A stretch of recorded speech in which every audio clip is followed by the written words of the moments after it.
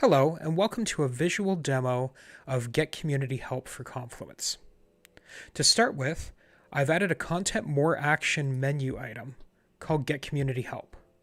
When you click on this, it will bring up a modal dialog box where you can start by simply clicking on a link that will take you to the online community. If you would prefer to actually look for something without going directly to the community, you can enter a search term in the "What are you looking for" box, as well as include some common tags that might be helpful in your search, and click the search button.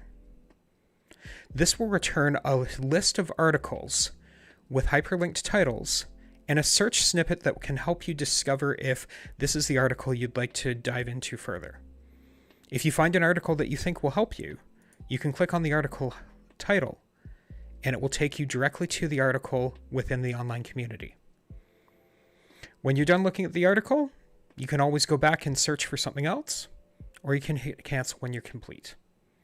I hope you found this useful, and thank you for watching.